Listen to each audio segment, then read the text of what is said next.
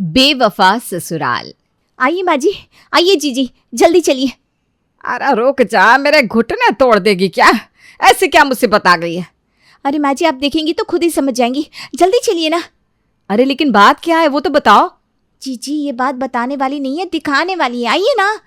दिव्या अपनी सास को और जेठानी को खींचकर बाहर की तरफ ले जाती है और सामने दिखाती है कि कैसे उसके पति, उसके ससुर और जेठ पड़ोसी के घर देर रात को छुपते छुपाते हुए जा रहे हैं। ये देखिए जीजी, ये तीनों कैसे उस कविता के घर जा रहे हैं, वो भी छुपते हुए। ये लोग पड़ोस वाली कविता के घर क्यों जा रहे हैं, वो भी ऐसे छुपते हुए? अरे इन लोगों ने तो कहा था कि टहल के आ रहे हैं ये लोग, फिर पड़ोस के घर क्यों जा रहे हैं, वो भी हमसे झूठ बोलकर। मैं आपको कितने दिनों से कह रही थी माँ जी कि ये लोग कुछ तो छुपा रहे हैं हमसे, लेकिन आप ही की मेरी बात सुनने को तैयार ही नहीं थी, इसीलिए आज मैंने इन पर नजर रखी हुई थी। अरे पर इन लोगों ने हमसे झूठ क्यों कहा कि ये लोग टहलने जा रहे हैं? अरे वही बात तो मुझे भी समझ में नहीं आ रही। अगर उन्हें कोई काम था पड़ोसी के घर में तो हमें बता कर जाते। आप दोनों कितनी भोली हैं, आपको क्या लगता है कि ये तीनों आपको बता कर जाएंगे? ये तीनों हमें धोखा दे रहे हैं माँ जी। नहीं नहीं दिव्या, तुम्हें कुछ गलत फहमी हुई है। तुम्हारे ससुर जी इस उम्र में ऐसा काम नहीं कर सकते। माँ जी यकीन तो मुझे भी नहीं हो रहा, लेकिन यही सच है, ससुर जी भी इनका साथ दे रहे हैं इन सब में। इसका मतलब ये तीनों हमें धोखा दे रहे हैं, इनका चक्कर चल रहा है। हाँ, पड़ोसियों के साथ।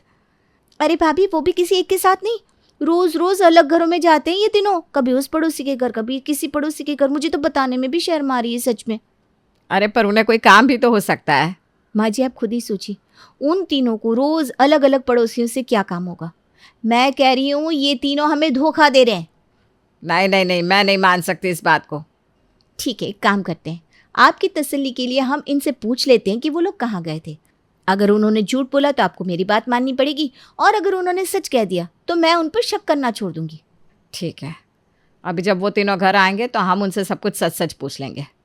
दिव्या के कहने पर साधना और निशा दोनों ही अपने अपने पतियों का इंतजार करने लगी।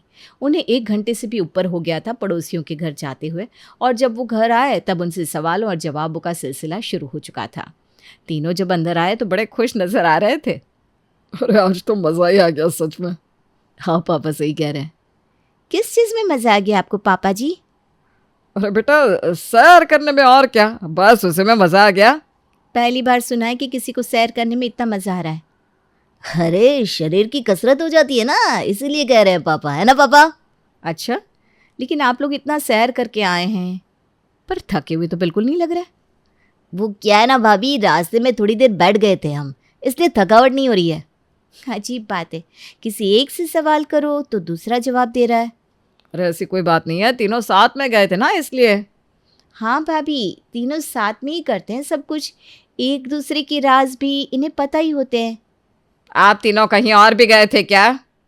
अरे नहीं, हम कहाँ जाएंगे, हम तो सीधा घर ही आते हैं, कहीं नहीं जाते। सच कह रहे हैं आप तीनों? सोच लीजिए कहीं गए हो शायद। अरे नहीं माँ, हमें पता है आप तीनों हमारा इंतज़ार कर रही हैं, तो हम कहीं नहीं जाते। सुना माँ जी, इन्हें हमारी कितनी फिक्र है, ये लोग हमें इंतज़ार ना करना पड़े इसलिए कहीं भी नहीं जाते। और नहीं तो क्या, साधना तो मुझे अच्छे से जानती है कि मैं उससे कितना प्यार करता हूँ। हाँ लेकिन अब लगता है कि शायद मैं आपको जानती ही नहीं हूँ। क्या मतलब?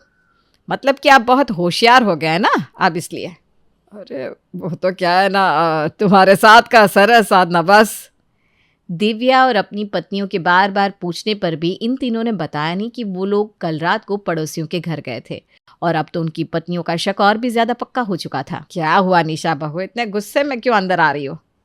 माँ जी अभी ये लोग ऑफिस जा रहे थे, तभी ये पड़ोस की जया इन लोगों के सामने देखकर मुस्कुरा रही थी। मुझे इतना गुस्सा आ रहा था कि उस जया का मुंह ही तोड़ दूं। लेकिन अब जया का मुंह तोड़ने से क्या फ़ायदा, जब हमारे खुद के ही सिक्के खोटे हैं तो। हाँ माँ जी, इसीलिए तो अभी तक चुप बैठा है, नहीं तो पता नहीं मैं क्या कर देती। लेकिन माँ जी हमें कुछ तो करना ही होगा, इन्हें रंगे हाथों पकड़ना ही होगा।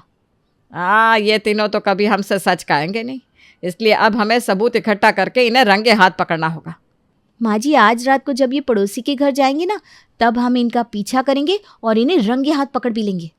लेकिन हमें सावधान रहना होगा, अगर इन्हें पता चल गया कि हम इनका पीछा करने वाले हैं तो ये लोग चौकन्ने हो जाएंगे।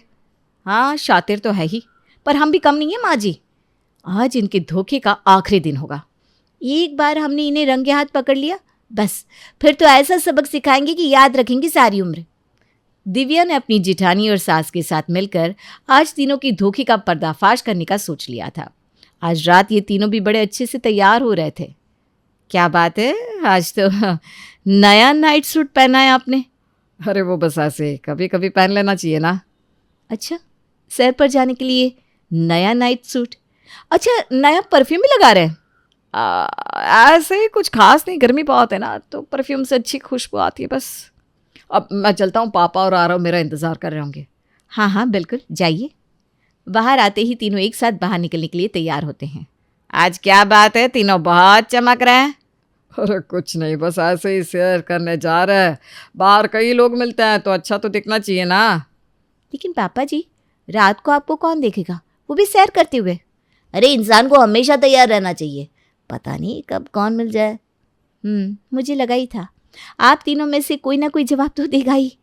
चलो हम चलते, सैर के लिए देर हो रही है। हाँ हाँ बिल्कुल जाइए, आपको देर ना हो जाए कहीं पहुंचने में। ये तीनों घर से निकलकर आज पिछली गली की सीमा के घर जाते हैं और उनकी बीवियां उन्हें देख लेती हैं। देखा माँ जी, इतना तैयार होकर क्यों गए ये लोग?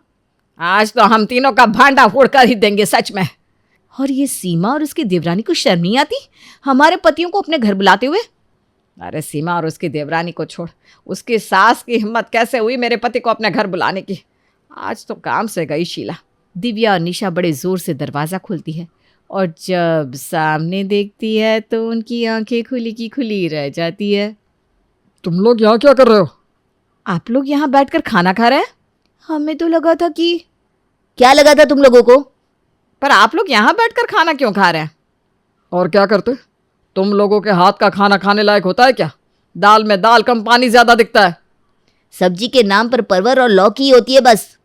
इसीलिए हम रोज़ रात को पापा के अलग अलग दोस्तों के पास जाते हैं और वहाँ खाना खाते हैं। तुम जानती हो कि मेरी दोस्ती कितनी अच्छी है हमारे पड़ोसियों के साथ। बस मैंने उनसे कहा और वो मान गए हमारी मदद करने के लिए। हमें माफ़ कर दीजिए, हमारी वजह से आपको रोज़ ये करना पड़ता है। आप लोगों ने कितनी बार कहा भी हमसे, लेकिन हमने आपकी बात को टाल दिया। लेकिन आगे से हम ध्यान रखेंगे जिससे आपको अलग अलग पड़ोसियों के पास न जाना पड़े। लेकिन तुम्हें पता कैसे चला कि हम यहाँ आए? वो हमें आपकी फिक्र हो रही थी ना, इसीलिए हम आपके पीछे आए। चलिए जी, अब आ गए तो साथ में खाना खा लेते हैं। हाँ हाँ आ जाओ साधना। हाँ बे चलो, शीला तो बहुत सीधी निकली। क्या? अरे कुछ नहीं आंटी, माँ जी ये कह रही हैं कि आप कितनी अच्छी हैं, हमारे पतियों को खाना खिलाया आपने। हाँ हाँ चलिए चलिए।